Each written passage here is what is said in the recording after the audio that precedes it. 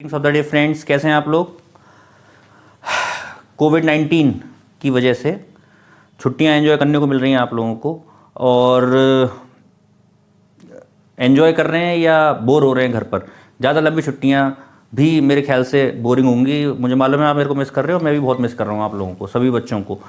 Actually इतनी लंबी जो छुट्टियाँ होती हैं पूरे दिन की, वो पूरा घर में रहना भी बड़ा मुश्किल हो जाता है, और मैं समझ सकता हूँ इस बात को। और आप लोग इन छुट्टियों में एक बात मैं आप लोगों से ज़रूर कहूँगा कि घर पर रहें, बढ़िया बढ़िया खाएं, खूब बढ़िया बढ़िया खाएं, खूब सारा खाएं। बस घर से बाहर ना खाएं, घर के बाहर की चीज़ों को ना खाएं। आपको मालूम है, आपने कई बार, मैंने क्लास में भी आप लोगों से बोला है कि अनहाइजेनिक चीज़ें होती हैं, कितना नुकसान कर सकती हैं, किस किस लेवल पर नुकसान कर सकती हैं। अभी मैंने बोला कि खूब सारा खाएं, कितना, जितना ही कि हमारी बॉडी को रिक्वायरमेंट हो। कितनी रिक्वायरमेंट होती है हमारी बॉडी को फूड की। जो बातें मैं आपसे कर रहा हूँ आज मैं इसी पर डिस्कशन करूँगा। जी हाँ, डाइजेस्टिव सिस्टम पर। डाइजेस्टिव सिस्टम क्या चीज़ होती है, हमारी बॉडी का कौन सा सिस्टम होता है जो हमें डाइजेशन करने में मदद करता है। छुट्टियों में हम बैठे हैं, पहले अगर हम घर से बाहर रहते हैं, स्कूल गए, कोचिंग गए, ट्यूशन गए या कहीं पर भी खेलने गए, तो घर में कम रहते हैं, कम खाने होता है। घर में रहते हैं तो मम्मी अल्लाह भूख लग रही है, थोड़ी देर बाद फिर और कुछ खा लिया, फिर और कुछ खा लिया। तो उसका ये भी देखना है कि हमारे पेट पर, हमारी बॉडी पर क्या उसका इफेक्ट पड़ रहा है, क्या असर पड़ रहा है। तो ये जो चीज़ें हैं, ये जो सिस्टम है हमारी बॉडी का, इसके बारे में मैं आज आपको बताना चाहूँगा कि क्या डाइजेस्टिव सिस्टम किस तरीके से वर्क करता है। तो उससे पहले मैं आपको बोलूँगा कि जो डाइजेशन वर्ड है, डाइजेशन का मतलब क्या है, डाइजेशन वर्ड का मतलब क्या है। डाइजेशन वर्ड का मतलब है टू ब्रेक, तोड़ना। सबसे पहले मैं बात करूँगा न्यूट्रिशन क्या चीज़ होती है। न्यूट्रिशन के मेनली बेटा 5 स्टेप्स होते हैं। कौन कौन से? Number 1 ingestion, number 2 digestion, number 3 absorption, number 4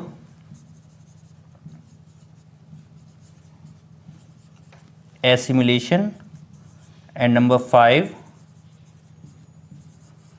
egestion. Ingestion means क्या होता है? These are the 5 steps of nutrition in human beings. Ingestion, digestion, absorption, assimilation and egestion. What is ingestion? Ingestion means intake of food inside our body. हमारी body के अंदर किसी भी food particle को ingest करना, इनटेक करना, क्या कहलाता है? क्या कहलाता है? इंजेशन। किसी भी फूड पार्टिकल को इंजेस्ट करना। कोई भी फूड पार्टिकल लिया, कोई हमने आपको टॉफ़ी दी, कोई बर्गर दिया, बर्गर की एक बाइट लिया आपने, पिज़्ज़ा खाया आपने, पिज़्ज़ा का पीस लिया, पेस्ट्री खाई, मुंह में पानी तो आ ही रहा है आप लोगों के।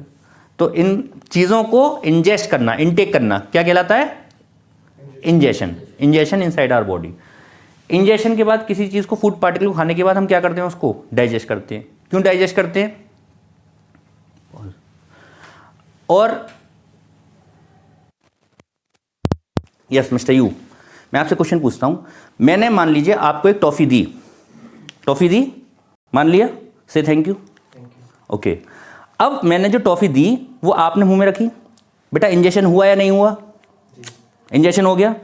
इंजेक्शन के बाद आपने बेटा टॉफ़ी रख के मुंह में बैठे रहेंगे या कुछ करेंगे? च्यूइंग करेंगे, शाबाश, बहुत बढ़िया।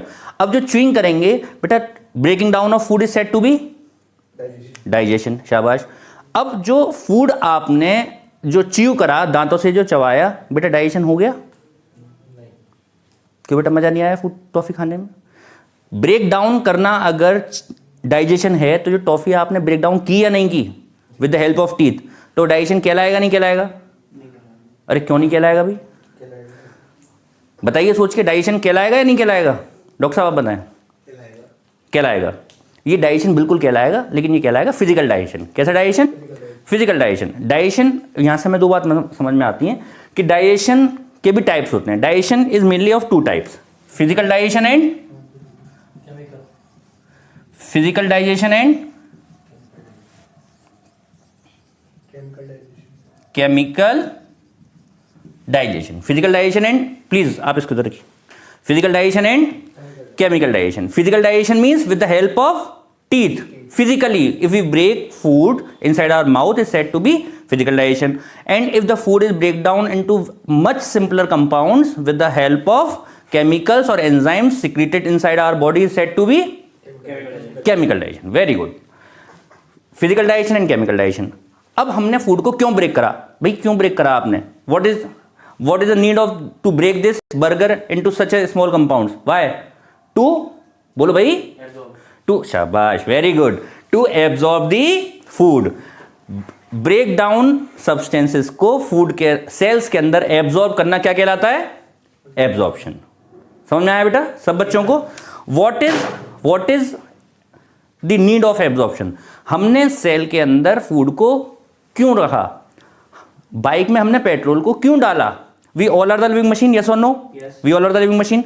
What is fuel for us? Food.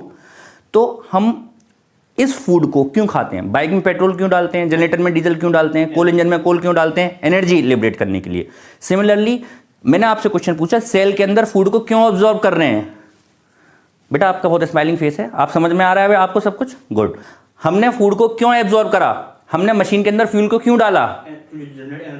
Very good, बहुत बढ़िया बच्चा है। To absorb the absorb energy नहीं, to absorb, we observe food to liberate energy, energy को लिबरेट करना। Utilization of food, you can say utilization of food, और to release और to utilize food to oxidize food and liberate energy is said to be assimilation. Assimilation means utilization of food. फिर से repeat करते हैं। Ingestion means intake of food, digestion means to break down of food, absorption means to absorb the food inside the body, assimilation means utilization of that absorbed food। बेटा जरूरी है सारा food जो हमने खाया डाइजेस्ट हो जाए? आज जो खा के बैठे हो सब कुछ जरूरी है सारा डाइजेस्ट हो जाए? नहीं होगा ना। जरूरी है जो फूड डाइजेस्ट हो गया सारा एब्जॉर्ब हो जाए? जरूरी है जितना एब्जॉर्ब हो गया सारा यूटिलाइज हो जाए? बाइक में जितना पेट्रोल डाला एक एक कतरा कतरा यूज होगा उसका, कुछ पेट्रोल उसमें बचेगा भी। हर स्टेप पे कुछ ना कुछ फूड हमारी बॉडी में बचता है, उसको बॉडी से बाहर, सेल से बाहर एक्चुअली एलिमिनेट करना is said to be egestion. Elimination of food outside the cell is said to be egestion. तो ये सारे 5 स्टेप्स हैं। हमने बहुत जल्दी जल्दी बोल दिया इंजेशन, ये सारे स्टेप्स, लेकिन ये एक बहुत बड़ा, इसमें जो आप देख रहे हैं सबसे बड़ा टॉपिक ये है डाइजेशन। हमने बहुत आसानी से कह दिया कि हमने टॉफी मुंह में रखी और डाइजेशन हो गया। ये डाइजेशन इतना आसानी से नहीं होता। डाइजेशन होता क्या है मैंने अभी ये बताया आपको। डाइजेशन क्या होता है? Break down of food. दूसरा, डाइजेशन कैसे होता है? डाइजेशन कैसे होता है? नंबर 2, डाइजेशन कहाँ पर होता है? किन किन सब्सटेंसेस का डाइजेशन होता है? ये सारी बातें आज मैं आपको यहाँ पर एक एक करके बताता हूँ। ये आप अगर नोट करना चाहें तो एक बार नोट कर सकते हैं बेटा जी। स्माइलिंग फेस बॉय कर लिया sir. Okay sir.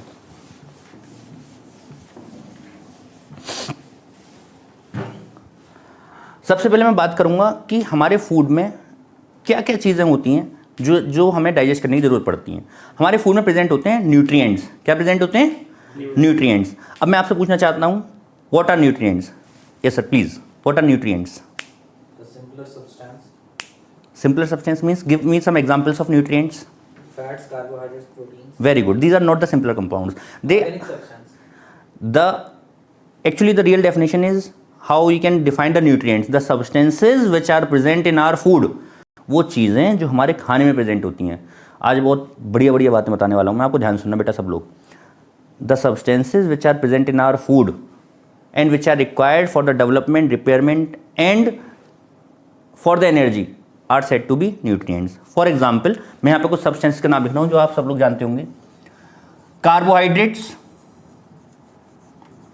Carbohydrates, number 1, number 2 proteins, number 3 fat, number 4 vitamins, number 5 minerals. मैं यहां पर कुछ सब्सटेंसेस लिख रहा हूं, आपको ये बताना है कि इसमें से कोई ऐसा सब्सटेंस भी है जो शायद न्यूट्रिएंट ना हो। मैं कुछ सब्सटेंस लिख रहा हूं, आपको इसमें से सेलेक्ट करके बताना है, छांटना है कि सर इसमें से ये वाला न्यूट्रिएंट नहीं है। 6 वाटर, 7 रफेज, 8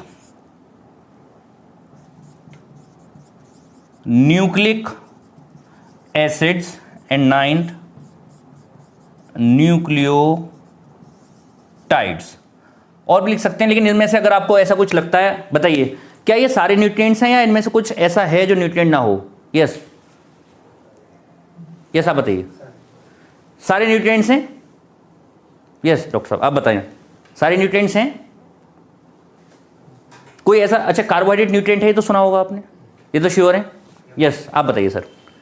प्रोटीन न्यूट्रिएंट है जी, फैट न्यूट्रिएंट है, विटामिन न्यूट्रिएंट है, जो है लग रहा है, मिनरल न्यूट्रिएंट है, ज़्यादा आगे बढ़ जाते हैं आप, वाटर न्यूट्रिएंट है, वाटर न्यूट्रिएंट है, श्योर है आप सब लोग? वाटर से एनर्जी मिल रही है।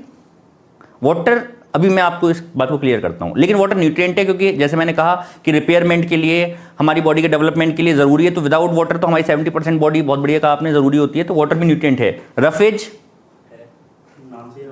नाम से ही रफ है, इन्होंने बहुत बेहतरीन बात कह दी। रफेज, रफेज का मतलब क्या होता है? रफेज किसे हम बोलते हैं?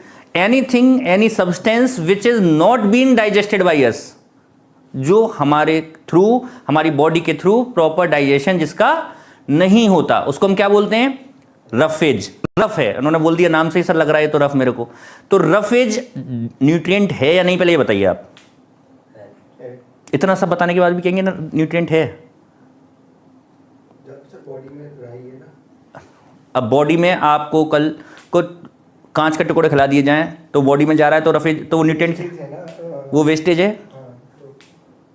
रफेज किसे कहते हैं? सुनिए, कुछ रफेज के एग्जांपल बताएंगे आप? नहीं सर आप please. Salads, not all salads but few components of the salads are considered as roughage. All the seeds, all the seeded fruits, all the seeds are roughage. आपने भुट्टा खाया होगा, भुट्टा इज रफेज। दलिया खाते हैं आप, दलिया रफेज। तो ये रफेज है, इसको मैं डिस्कस करूंगा। अच्छा अभी बताइए रफेज को क्यों खाते हैं हम? जैसे हमारे पेट में दर्द हो जाए तो डॉक्टर कहते हैं कि आप दलिया खाओ, पेट साफ होगा। अमरूद खाइए, बहुत बढ़िया आपने एग्जाम्पल दिया। तो रफेज क्या चीज़ होती है? रफेज एक तो पेट, एक तो वो वैसे ही पेट में दर्द है पहले से, ऊपर से आपने वो चीज़ खिला दी जो डाइजेस्ट नहीं होनी, तो ये तो दिक्कत वाली बात है। Let me clear you. मुर्गी के बारे में सुना है आपने? मुर्गी के जो दाने होते हैं, मुर्गी का जो पेट होता है उसको क्रॉप बोलते हैं। उसके खाने के साथ, दाने के साथ, I don't know had you ever heard about it और नॉट, मुर्गी के दानों के साथ, खाने के साथ उसमें ना कांच के टुकड़े मिला दिए जाते हैं। कांच के टुकड़े मिला दिए जाते हैं। क्यों मिला दिए जाते हैं? क्योंकि उसका हार्ड, अच्छा कांच की वजह से उसका जो गिजार्ड होता है, जो क्रॉप होता है, वो कटता नहीं है, इतनी हार्ड कोटिंग होती है। लेकिन क्यों मिलाए जाते हैं? क्योंकि अंदर से दाने खा खा कर वो इतना ज़्यादा मोटी परत जम जाती है, उसको साफ करने के लिए कांच के टुकड़े जब उस पर डालते हैं तो खुरच जाता है उससे।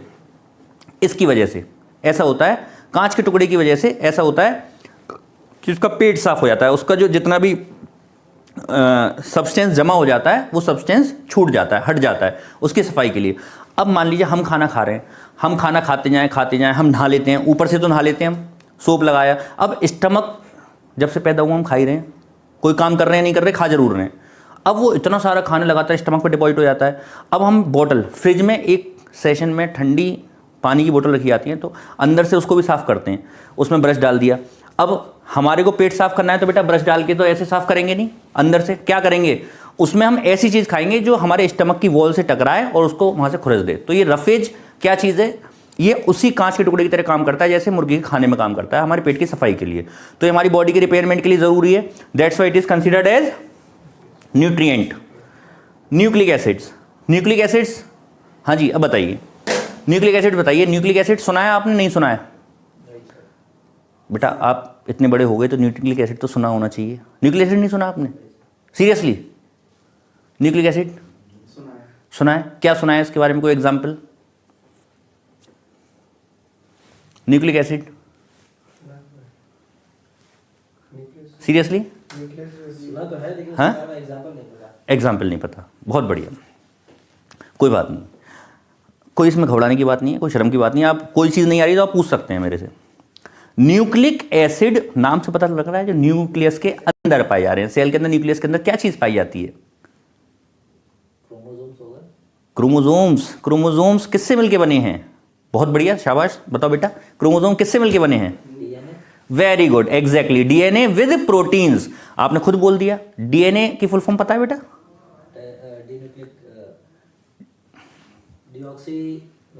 Deoxy ribo nucleic acid. Nucleic acid, nucleic यानी न्यूक्लियस के अंदर पाए जाने वाला acid. It is what?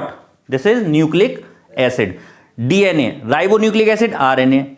DNA is what? Deoxy ribo nucleic acid. तो डीएनए और आरएनए क्या हम खाते हैं? नहीं। बताइए, क्या वो न्यूट्रिएंट हैं? क्या डीएनए हम खाते हैं? बेटा बोलिए यस और नो। नहीं। नहीं खाते, हम डीएनए नहीं खाते। हाँ जी, आपको क्या लगता है? वो फूड में प्रेजेंट होते हैं। फूड में प्रेजेंट होते हैं, खाते हैं हम डीएनए। बेटा you smiling boy, why are you laughing? आपको नहीं पता तो आप सुनिए, उनकी बातों को सुनिए तो सही। वो कह रहे हैं डीएनए खाते हैं, वो कह रहे हैं फूड में प्रेजेंट होता है। बेटा सुनिए, कभी ऐसा मौका आया लाइफ में आपने एप्पल खाए हो? कई बार जिंदगी में मौका देती है बेटा एप्पल खाने का, या गेहूं खाने का, चावल खाने का। लाइफ में ऐसे मौके आए कभी बेटा? एप्पल खाया है, ओके। तो आपने बेटा एप्पल खाया होगा। एप्पल लिविंग थिंग और नॉन लिविंग थिंग? बेटा लिविंग, सेल से मिलकर बनाया, प्लांट प्रोडक्ट है तो लिविंग है, सेल से मिलकर बना होगा। जब आपने एप्पल खाया होगा तो एप्पल का सेल खाया होगा बेटा, यस और नो? एप्पल का सेल खाया होगा तो एप्पल का न्यूक्लियस भी खाया होगा सेल का। जब न्यूक्लियस खाया होगा तो उसमें से डीएनए निकाल दिया था बेटा। Is it possible? नो। तो आपने जब एप्पल खाया, एप्पल का सेल खाया, तो उसके अंदर डीएनए को भी खाया। तो क्लैपिंग करिए इनके लिए, बहुत बढ़िया आंसर दिया इन्होंने कि हमारे फूड में न्यूक्लिक एसिड प्रेजेंट होता है, डीएनए प्रेजेंट होता है। जितने भी प्लांट, हम मीट खाते हैं, एग खाते हैं, ऑर्गेनिज्म का ही तो खा रहे हैं, लिविंग ऑर्गेनिज्म का ही तो खा रहे हैं, तो सेल के अंदर डीएनए प्रेजेंट होता है। तो ये क्या है? What is this? Nutrients. Nucleotide क्या है? जिससे मिलकर डीएनए बनता है। I will let you clear it later, but right now we have discussed what are the nutrients. So these all are the nutrients. ये सारे सब्सटेंस क्या हैं? न्यूट्रिएंट्स, जो हमारे फूड में प्रेजेंट होते हैं। अभी तक हमने क्या सीखा? हमें खाना, कौन से सब्सटेंस डाइजेस्ट होते हैं और कौन से सब्सटेंस डाइजेस्ट नहीं होते। पहले मैंने आपसे क्वेश्चन पूछा कि कौन कौन से सब्सटेंस, इनमें से कौन कौन से न्यूट्रिएंट्स हैं। आप चाहें तो क्वेश्चन लिख सकते हैं, which of the following substances are nutrients in the following. इनमें से कौन कौन से न्यूट्रिएंट्स हैं? So all of these are nutrients. अगला क्वेश्चन मैं आपसे पूछता हूं, ये फूड में प्रेजेंट होते हैं, क्या ये सभी सब्सटेंस डाइजेस्ट होते हैं?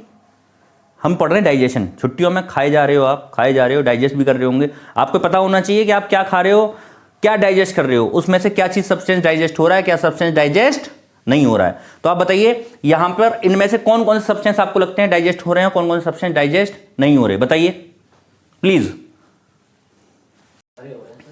सारे सब्सटेंस डाइजेस्ट हो रहे हैं। अच्छा मिस्टर इश्तियाक, मैं आपसे एक बात ये पूछना चाहूंगा, किसी डाइजेस्ट वर्ड का मतलब क्या होता है? ब्रेकडाउन। किसी चीज को आप ब्रेक डाउन करने की जरूरत क्यों पड़ी? What is the need of break down of food?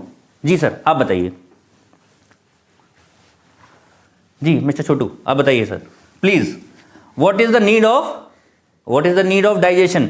अगर कोई बड़ा सब्सटेंस है, उसे एक सेल के अंदर हमें इंसर्ट करना है, तो उसे तभी तो डाइजेस्ट करा जाएगा, तभी तो ब्रेक करा जाएगा। भाई इसको छोटे छोटे सब्सटेंस में ब्रेक करना है, क्यों ब्रेक करेंगे? इसको एब्जॉर्ब कराने के लिए। ये बच्चा बहुत होशियार है। अब अगर एक ऑलरेडी छोटा सब्सटेंस है, आप इस सब्सटेंस को डाइजेस्ट करेंगे?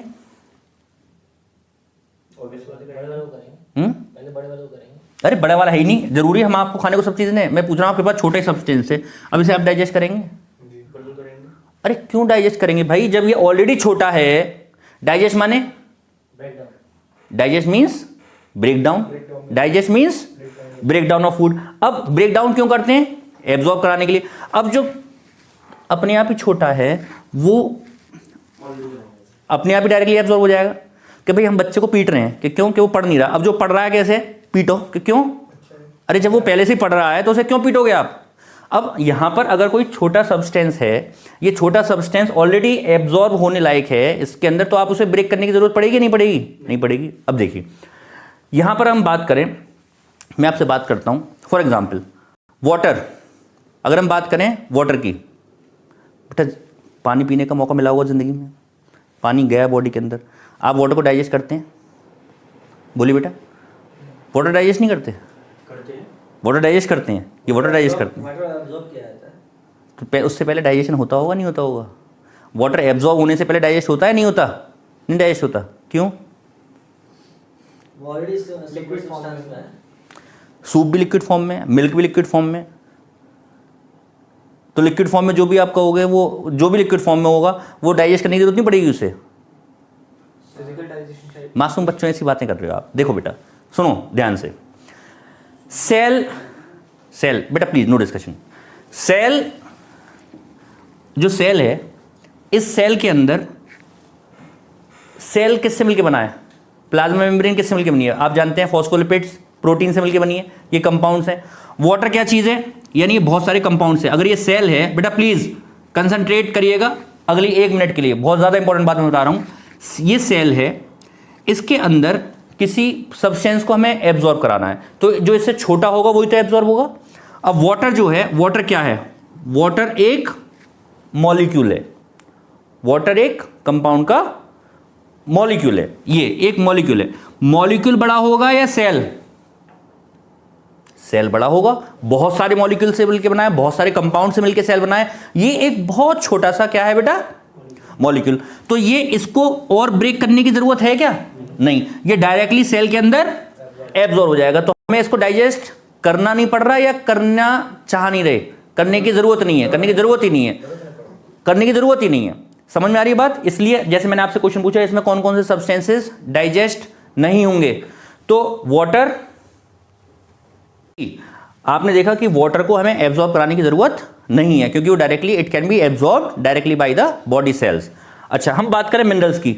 बेटा मिनरल जानते हैं? बेटा प्लीज आप इसे रख दीजिए, बार बार आप उंगली कर देते हैं, एक बार इधर रखिए please. Yes please, what is बेटा प्लीज इधर बताइए, व्हाट इज मिनरल? जानते हैं बेटा मिनरल? सुना है आपने? हाँ, आयोडीन, कैल्शियम। बताइए बेटा। Iodine, calcium, these are the examples of minerals. Mineral होते क्या है ये बताइए, व्हाट इज मिनरल बताइए। सर वो जमीन में से निकलते हैं। जमीन में से, बहुत बढ़िया। देखिए, such substances which are present in our food, such substances which are present in our food and found in the earth crust, जैसे iron, minerals, iron, calcium, magnesium, these all are the minerals which are present in our food. देखिए बेटा सुनिए मेरी बात को, minerals हमारे food में present होते हैं। मिनरल्स हमें डाइजेस्ट करने पड़ते हैं नहीं करने पड़ते? भी बताइए, आपको क्या लगता है? जो आपको लगता है वो बताइए। मिनरल्स हमें डाइजेस्ट करने पड़ते हैं या नहीं करने पड़ते? करने पड़ते हैं। डाइजेस्ट करने पड़ते हैं। मिनरल का एग्जांपल जैसे आयरन।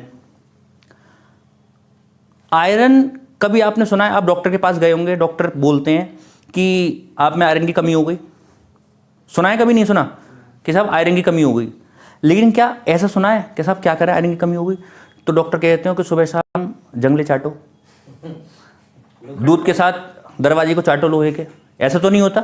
हमें पीसेस तो नहीं खाने होते आयरन के। आयरन की जो कमी होती है वो ट्रेसेस में होती है, जो रिक्वायरमेंट होती है बॉडी की किस में होती है? ट्रेसेस में। तो जो आयरन होता है वो आयरन की रिक्वायरमेंट हमारे जो जैसे लोहे का पाइप है उसमें से पानी आ रहा है, तो अगर हम उस पानी को पिएंगे तो ये आयरन की कमी पूरी हो जाएगी। तो आयरन जो हमारी बॉडी में जा रहा है किस फॉर्म में जा रहा है? हाँ जी सर, किस फॉर्म में जा रहा है? एटॉमिक फॉर्म में, आयरन के एटम की फॉर्म में। अब सेल बड़ा है या एटम? सेल बड़ा है। बड़ा नहीं है, बहुत बड़ा है एटम के कंपैरिजन में। तो एक एटम तो आसानी से सेल के अंदर एब्जॉर्ब हो सकता है नहीं हो सकता? तो मिनरल्स को डाइजेस्ट करना पड़ेगा या जरूरत ही नहीं है? जरूरत ही नहीं है। तो मिनरल भी हमारी बॉडी के अंदर डाइजेस्ट नहीं होते, करने ही नहीं पड़ते, डायरेक्टली एब्जॉर्ब हो जाते हैं। वाटर एब्जॉर्ब हो जाता है। रफेज, रफेज की हम बात करें, मैंने आपको बताया था कि रफेज हमारी बॉडी में डाइजेस्ट क्यों नहीं होता? क्यों नहीं होता रफेज डाइजेस्ट?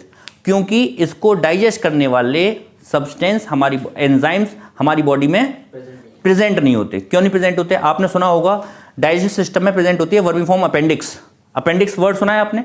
अपेंडिक्स प्रेजेंट होती है, वर्मीफॉर्म अपेंडिक्स। लार्ज इंटेस्टाइन और स्मॉल इंटेस्टाइन जहां पर मिलती हैं वहां पर प्रेजेंट होता है क्या? अपेंडिक्स। तो जो अपेंडिक्स होता है वहां से एंजाइम सिक्रीट होते हैं। आपको मालूम है हमारे पूर्वज जो थे, जब तक फायर डिस्कवर नहीं हुई थी तो वो घास खाते थे, कच्ची घास खाते थे।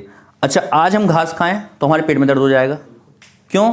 क्योंकि पहले क्यों नहीं होता था? क्योंकि पहले वो एंजाइम सिक्रीट होते थे। फिर जब हमने खाना पकाकर खाना शुरू कर दिया तो सेलुलोज जो होता है उसको सेलुलोज डाइजेस्टिंग एंजाइम्स वहां से सिक्रीट होते हैं। सेलुलोज डाइजेस्टिंग एंजाइम्स हमारी बॉडी में सिक्रीट नहीं होते, that's why roughage is not being digested in our body. Are you getting this or not? Yes, sir. Now what about carbohydrates? अच्छा, कौन सी चीज को डाइजेस्ट करने की जरूरत पड़ेगी? मैं बार बार बोल रहा हूं, डाइजेशन मींस ब्रेक। तो ब्रेक किसे करोगे? बड़ी चीज को। आपने सुना है बेटा पॉलीमर? What is polymer? बेटा yes, you smiling boy, what is polymer? Yes you, Long chain. Long chain. बहुत बढ़िया, शाबाश भाई, आप तो बहुत होशियार हो भाई छोटू।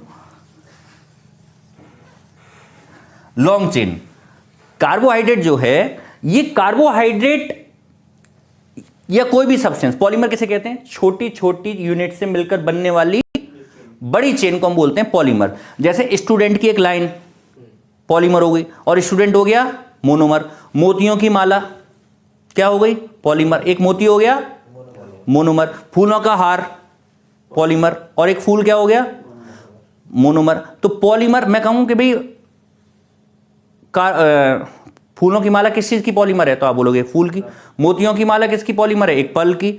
आप ऐसे किसी एक जो लाइन लग रही है किसकी पॉलीमर है? स्टूडेंट की। कार्बोहाइड्रेट पॉलीमर है, तो आप पूछोगे सर किसका पॉलीमर है? कार्बोहाइड्रेट किसका पॉलीमर है? सिंपल ग्लूकोज यूनिट्स का, ग्लूकोज की यूनिट्स का। अगर हम इसको ग्लूकोज की यूनिट्स मान लें तो ये पॉलीमर हो गया। अब इतनी बड़ी चेन क्या छोटे से सेल के अंदर एब्जॉर्ब हो सकती है? नहीं हो सकती। तो इसको ब्रेक करना पड़ेगा, छोटी छोटी यूनिट्स में ब्रेक करना पड़ेगा। तो ब्रेक करने की जरूरत पड़ रही है, नहीं डाइजेशन की जरूरत पड़ेगी। Number 2, proteins. प्रोटीन क्या है? पॉलीमर। किसका polymer? Carbohydrate polymer, simple glucose की यूनिट्स का। प्रोटीन किसका पॉलीमर? किसका पॉलीमर? अमीनो एसिड्स का। किसका पॉलीमर है? अब ये मान लीजिए क्या है यूनिट? ये अमीनो एसिड्स। तो अमीनो एसिड की बड़ी चेन को हम क्या बोलते हैं? प्रोटीन। तो इतनी बड़ी चेन को फिर से ब्रेक करने के लिए डाइजेशन की जरूरत पड़ेगी, तभी डाइजेस्ट होगा। Fat is also a polymer. किस चीज का polymer? Fatty acids and glycerol. किस किस का पॉलीमर है? Fatty acid. इसको मैं डिस्कस करूंगा अभी डिटेल में। Fatty acids and glycerol.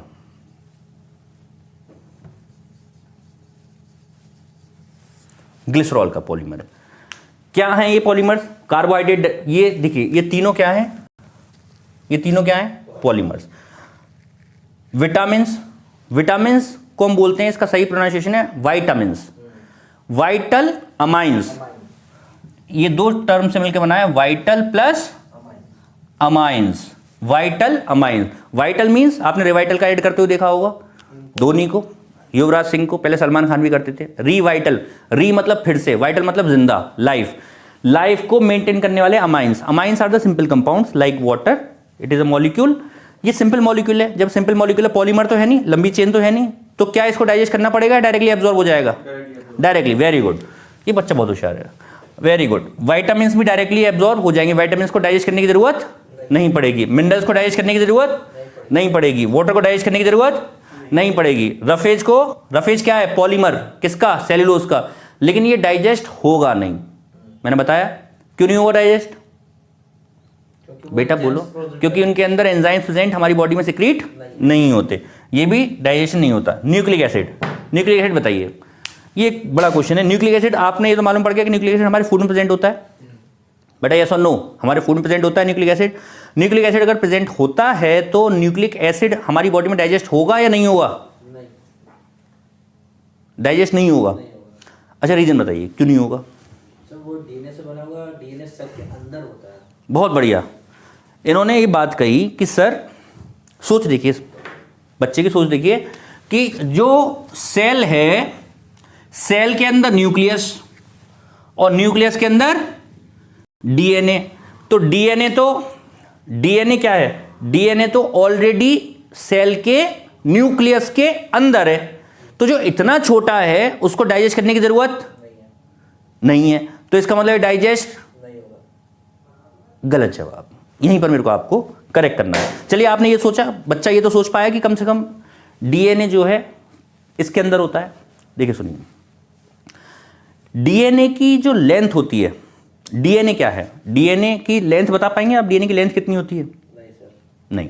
DNA की जो सेल की लेंथ कितनी होती है? लगभग सेल के डायमेंशन कितना होता है? डायमीटर कितना होता है? 0.1 to 0.6 माइक्रोमीटर, वेरी गुड, बहुत बढ़िया। जो सेल इतना छोटा होता है, जबकि डीएनए जो होता है, डीएनए होता है 2.2 मीटर लॉन्ग, कितना, हमारे दोनों हाथों के बराबर, इतना। How it is possible to confine such a huge length into a very small minute area? How it is possible? आपने देखा है एक पतंग की डोर होती है जो पूरी कॉलोनी को, पूरे शहर को क्रॉस करती उड़ जाती है और जरा सी चरखी में आ जाती है, किसकी वजह से? वो चरखी के ऊपर, because it is high, because of its high coiling की वजह से उस पर लिपटी रहती है, और जरा से एरिया में बहुत लंबी, जो पूरे शहर को क्रॉस कर जाए, इतनी सारी रोप, इतनी सारी वो डोर जो है उस पर आ जाती है। सिमिलरली आपने सुने होंगे बेटा हिस्टोन प्रोटीन्स, सुने? प्रोटीन्स डीएनए के अंदर, न्यूक्लियस के अंदर प्रोटीन्स होते हैं, बॉल होती हैं छोटी छोटी, उसके ऊपर डीएनए लिपटा रहता है, ऐसे लिपटा रहता है और लिपट कर उसके अंदर रहता है। जब आप, हाँ जी, आप ये कह रहे थे कि डीएनए डाइजेस्ट नहीं होता, आप बताइए, जब आप एप्पल, हाँ एप्पल आपने खाया था बेटा, आपको मौका मिला था लाइफ में, जब एप्पल आपने खाया तो एप्पल में, एप्पल के सेल को खाया, जब सेल को खाया तो न्यूक्लियस को खाया, जब, ध्यान से सुनिएगा मेरी बात, जब न्यूक्लियस को खाया तो न्यूक्लियस के अंदर जो प्रोटीन था उसको डाइजेस्ट करा होगा, प्रोटीन तो डाइजेस्ट होगा, जब प्रोटीन डाइजेस्ट होगा तो वो बॉल डाइजेस्ट होगी जिसके ऊपर वो डीएनए लिपटा हुआ था, और वो डीएनए पूरी तरीके से खुल जाएगा। यानी जैसे ही आप कोई सेल खाओगे, उस सेल का जो डीएनए होगा पूरा क्या हो जाएगा? खुल जाएगा। जब वो पर खुल जाएगा तो अब आपको अपने सेल के अंदर जब वो एब्जॉर्ब करना है तो क्या वो वापस लिपट जाएगा? नहीं लिपटेगा। उसको क्या करना पड़ेगा एब्जॉर्ब करने के लिए? समझ में आ रहा है आपको? नहीं आ रहा? पक्का? कोई प्रॉब्लम तो नहीं, कोई कंफ्यूजन तो नहीं? Very good. यानी वो डीएनए को क्या करना पड़ेगा? ब्रेक करना पड़ेगा, काटना पड़ेगा। इसमें कोई प्रॉब्लम तो नहीं? समझ में आया? तो न्यूक्लिक एसिड को भी हमें डाइजेस्ट करना पड़ेगा। तो यानी ये चार चीजें ऐसी हैं, ये भी डाइजेस्ट होता है, ये भी डाइजेस्ट होता है, ये डाइजेस्ट होता है, ये डाइजेस्ट होता है, ये डाइजेस्ट होता है। विटामिन्स को डाइजेस्ट करने की जरूरत, मिनरल्स को डाइजेस्ट करने की जरूरत, वाटर को डाइजेस्ट करने की जरूरत, रफेज डाइजेस्ट होता नहीं है। यहां तक कोई प्रॉब्लम तो नहीं है किसी बच्चे को? श्योर? नोट करना चाहते हैं इसमें से कुछ? ठीक, ओके, मेरा बिट, वेरी गुड।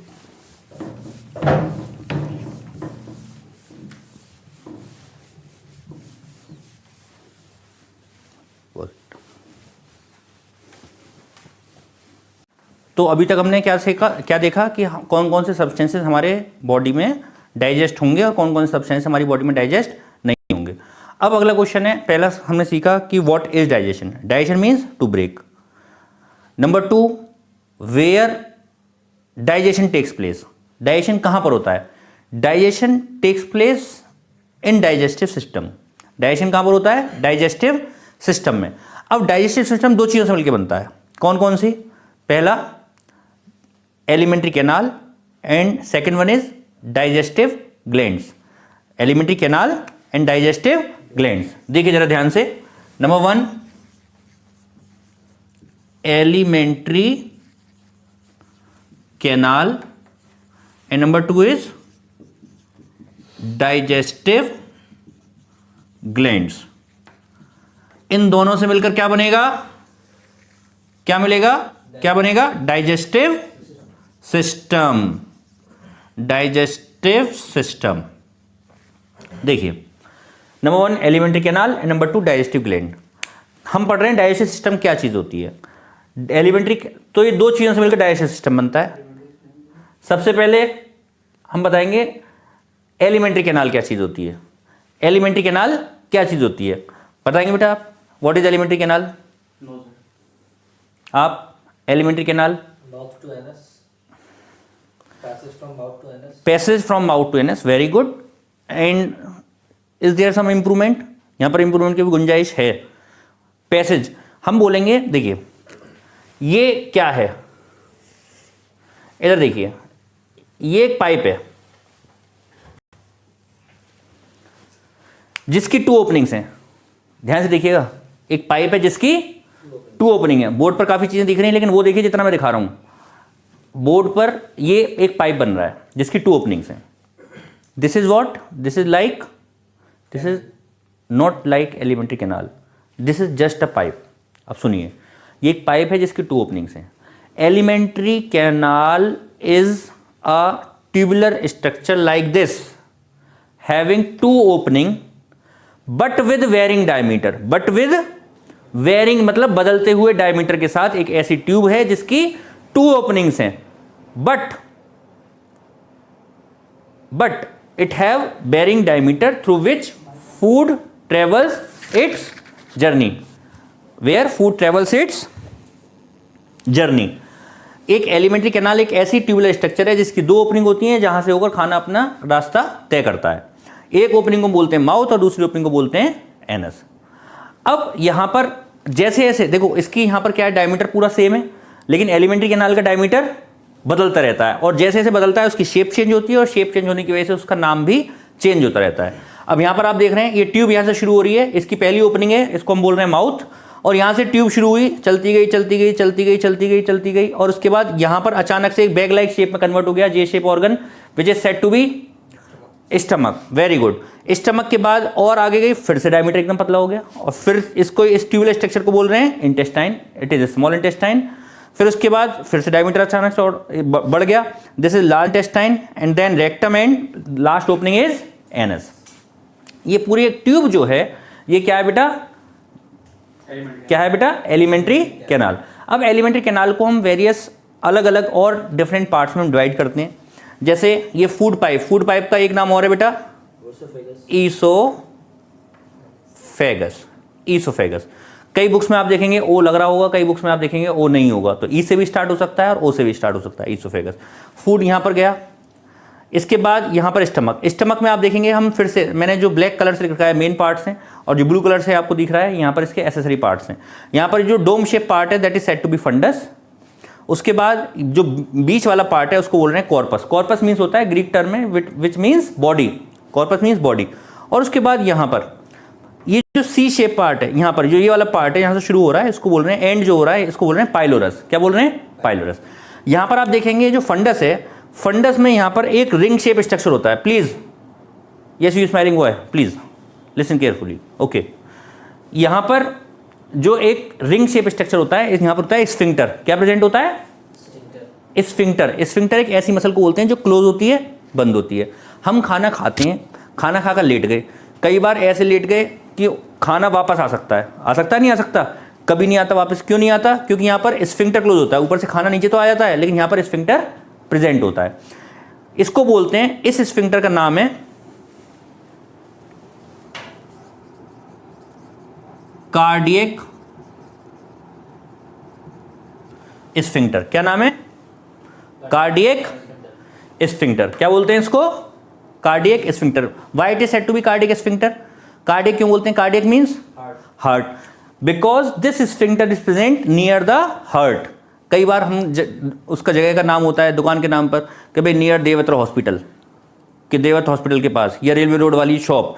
तो यहां पर जो स्फिंक्टर है इसका नाम क्यों पड़ा, because it is near to the heart. इसके बाद एक स्फिंक्टर यहां पर प्रेजेंट होता है, इसको हम बोलते हैं pyloric sphincter. What is it's name, pyloric sphincter. Pyloric sphincter, pyloric sphincter यहां से जो स्मॉल इंटेस्टाइन में जो फूड चला जाता है उसको प्रिवेंट करता है वापस बैक एंट्री के लिए। तो ये क्या है बेटा, डाइजेस्टिव सिस्टम। क्या है ये, डाइजेस्टिव सिस्टम। क्या है ये, बिल्कुल नहीं है डाइजेस्टिव सिस्टम, एग्जैक्टली, शाबाश। क्या है ये, एलिमेंट्री कैनाल। कई बच्चे इसको बोल देते हैं कि डाइजेस्टिव सिस्टम है। Digestive system consist of 2 parts, elementary canal and digestive glands. तो अभी यहां पर डाइजेस्टिव ग्लैंड्स प्रेजेंट नहीं है। डाइजेस्टिव ग्लैंड्स गौर से देखिएगा जरा, रेड मार्कर, ये ग्रीन मार्कर। जो डाइजेस्टिव ग्लैंड्स हैं, digestive glands, there are how many digestive glands, yes anybody can, digestive glands, how many digestive glands are there? Are total 5 digestive glands. What are they? Number 1,